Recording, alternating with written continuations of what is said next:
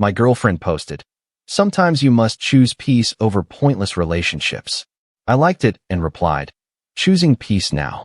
Then I uploaded a picture of the spare room she used completely emptied and tagged her. Pointless relationship removed. And then, I'm Derek, 29, and I learned that passive-aggressive social media posts can backfire spectacularly when the person you're subtweeting decides to take you literally. This is about the post that ended my relationship and started a war I didn't know I was fighting. I'd been with Ashley for 2.5 years. We met through mutual friends, moved in together after 18 months, and for a while everything seemed solid.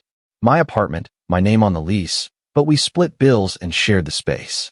She took over the spare bedroom as her office since she worked from home doing social media management for small businesses. The problem started around month 20. Ashley became obsessed with her online presence. Every moment had to be documented, every meal photographed, every feeling translated into a cryptic post that her followers could interpret however they wanted. She'd spend hours crafting the perfect caption, the perfect filter, the perfect aesthetic. I didn't mind at first. It was her job, her life. But it started bleeding into our relationship. She'd post things like, "Not everyone deserves your energy," after we had minor disagreements. Or, "Real ones know your worth," when I forgot to pick up groceries. Never my name, never explicit, but anyone who knew us could read between the lines. 3 weeks ago, we had a fight. I'd asked her to contribute more to rent since she'd been using the spare room exclusively for work, and I was essentially subsidizing her business space. She exploded. "You're nickel-and-diming me over a room I barely use? You use it every day? Your desk, your equipment, your client calls. That's your office. It's your apartment. You offered me the space. I offered to share the apartment, not to provide free office space while you build a business."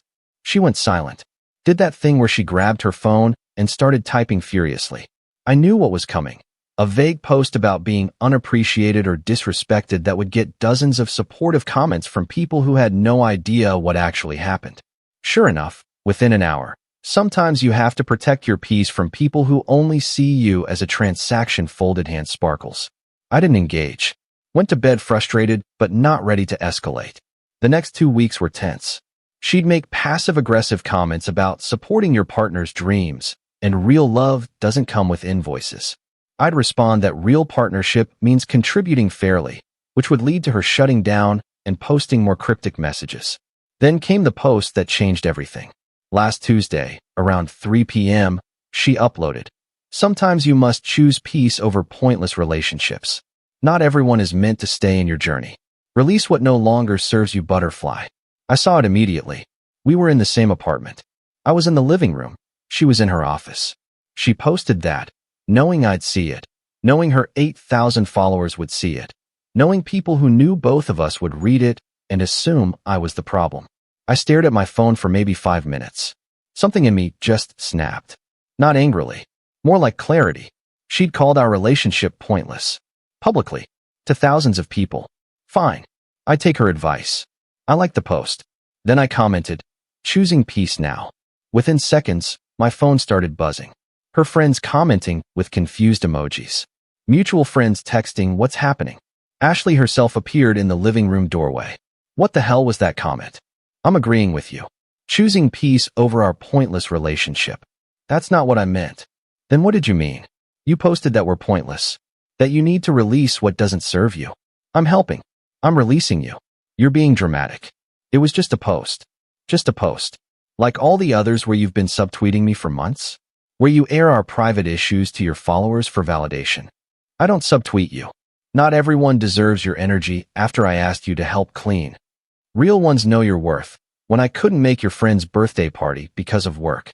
Protect your peace from transactional people when I asked you to contribute to rent. You've been building a narrative that I'm the villain, and your followers eat it up without knowing my side." She looked genuinely caught off guard. "Those weren't about you." "Bullshit. Every single one was posted within hours of us having a disagreement. You use social media to punish me. So fine. You said our relationship is pointless. I'm taking you at your word." I went to the spare room. Started packing her stuff. Her desk, her ring light, her supplies, all of it. She followed me, getting increasingly panicked. "What are you doing?" "Choosing peace. Removing the pointless relationship from my space." You can't just kick me out. Your name's not on the lease. You're not paying rent. You're a guest who's been publicly declaring our relationship pointless. I'm simply agreeing and acting accordingly. I spent the next 3 hours packing everything from that room.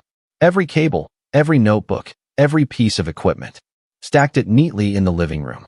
Then I took a photo of the completely empty spare room. Bare walls, empty desk space, nothing but carpet and light. Uploaded it to Instagram with the caption, "Pointless relationship removed butterfly," and tagged Ashley. Then the chaos started. Update 1. The post went up at 6:47 p.m. By 7:15, my phone was exploding. Ashley's friends commenting in all caps. Mutual friends divided between, "What is happening?" and "Oh damn." Her mother called me twice. I didn't answer. Ashley herself was in shock. Just stood in the living room staring at her phone as the comments rolled in. People were connecting the dots. Her original post, my comment, my response photo. The narrative she'd been carefully crafting for months collapsed in real time. "Take it down," she finally said. "No. People think I'm homeless now. Are you? You posted our relationship is pointless." I agreed. "Where you live next is up to you. You're humiliating me. I'm choosing peace. Like you suggested." She tried a different approach. Softer voice. "Derek, I'm sorry. I didn't mean the post literally. Can we please talk about this? We've been talking. For weeks. You've responded to every conversation by posting vague insults about me online. I'm done talking. What about my stuff? Pack it. Tonight. You can stay at your mom's or a friend's.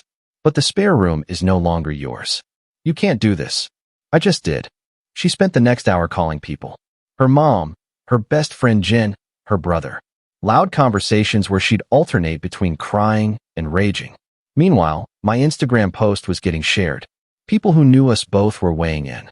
Some defended her, "He's being cruel, and this is a private matter." Others pointed out her pattern of vague posting. One of her own followers commented, "Wait, you called your relationship pointless first. He's just agreeing." Around 9 p.m., her friend Jen showed up with a car to help move stuff. Jen gave me a look that could kill. "You're really doing this?" "I'm choosing peace." "You're being vindictive." "I'm being responsive." She publicly called our relationship pointless. "I'm making it official." They loaded her stuff in trips. Ashley didn't say anything to me, just moved boxes with this shell-shocked expression. The whole process took until almost midnight. Before she left, she tried one more time. "I'll delete my post if you delete yours." "No deal.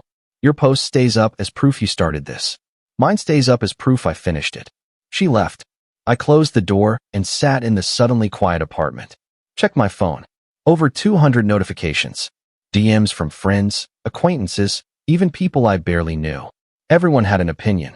Update 2.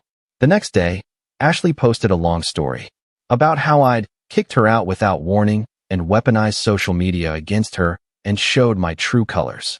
How she'd been nothing but supportive and I'd repaid her with cruelty. No mention of her original post. No acknowledgement that she'd called our relationship pointless first. Her followers ate it up. Comments flooded in. "You deserve better. He's toxic. Press charges." I got DMs calling me everything from heartless to abusive. But here's what she didn't count on. Mutual friends who'd seen the whole pattern. Who'd watched her vague post for months. Who knew her version was incomplete. My friend Marcus posted screenshots of her previous posts with timestamps of our arguments. Showed the pattern. "Not everyone deserves your energy." Posted 2 hours after Derek asked for help cleaning. "Protect your peace from transactional people." Posted same day Derek asked about rent contribution. And finally, "Choose peace over pointless relationships," which started everything. Other people started doing the same. Suddenly there was context. Ashley's narrative that I'd randomly attacked her didn't hold up when people could see months of her subtweeting me publicly. She tried to delete her original "pointless relationships" post. Too late. Screenshots existed. People had already archived it. By day 3, public opinion had shifted. The consensus in our social circle became, she aired private issues publicly, got called on it, and played victim when he responded. Ashley's mom called me. Actually called to apologize. "Derek, I didn't know the full story. Ashley made it sound like you just snapped out of nowhere. She's been posting about our relationship for months without my consent." I finally responded. "I saw the screenshots. I'm not excusing what you did, but I understand why you did it. I appreciate that." She's devastated. Her followers are turning on her. Some of her clients are asking questions. She chose to make our relationship public content. This is the consequence. Update 3. Week 2. Ashley reached out through a mutual friend asking to talk. I agreed to meet at a coffee shop. Neutral territory. She looked tired. Hair pulled back, no makeup, dressed down. The opposite of her usual curated appearance. I'm sorry, she said immediately. I'm sorry for all of it. The posts, the passive aggression, calling our relationship pointless. I fucked up. Yeah, you did. I didn't think you'd actually. I thought you'd just get mad and we'd fight and make up like always. That's the problem. You thought you could keep poking me publicly and I'd just take it. You thought there were no consequences. I know. I see that now. My followers are messaging me saying I was toxic. Some of my clients drop me because they don't want drama associated with their brands. My own friends are asking why I aired everything online instead of just talking to you. Why did you? She was quiet for a long time. Validation, I guess. When we'd fight, I'd post something vague and get all these comments telling me I was right. I deserved better. I was being wronged. It felt good. It made me feel justified. Even though you were only giving them your side. Even though I was lying by omission. Yeah. So what now? I don't know. I want to ask if we can try again, but I know I destroyed everything. I'm not even asking for that. I just wanted you to know I'm sorry. Truly. I didn't respond immediately. Part of me wanted to believe her. Part of me remembered 2.5 years of good times before everything went wrong. But a bigger part remembered seeing that post, pointless relationships, and realizing she'd been publicly dismantling our relationship for months while I tried to hold it together. I appreciate the apology, I said finally. But no, we're done. You didn't just post about me once. You did it consistently. You built an entire online persona around being my victim. Even if you're sorry now, I can't trust you not to do it again the next time we disagree. She cried. Not the performative crying she'd do when she wanted sympathy. Real crying. I understand. I'm sorry I wasted your time. You didn't waste all of it. We had good times. But they got buried under your need for online validation. We left separately. I felt sad but not regretful. Final update. It's been 2 months. Ashley moved back with her parents. Last I heard, she's taking a break from social media. Some of her clients came back, others didn't. She posted one public apology about using social platforms irresponsibly and learning hard lessons about privacy and respect. My life has been quieter. The spare room is actually an office now. I've been more careful about who I date and how they handle conflict. Anyone who vague posts about relationship issues is an immediate red flag. Some people still think I was too harsh, that I should have handled it privately.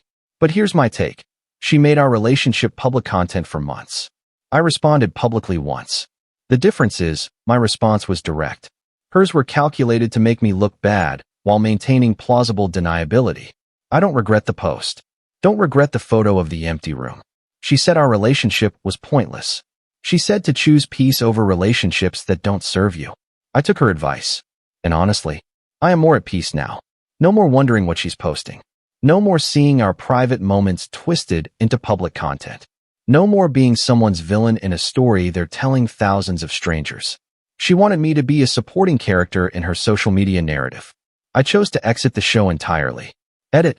People asking if I feel guilty, sometimes. Not about the breakup, but about how public it got. But she set that precedent. She made our relationship a public spectacle for months.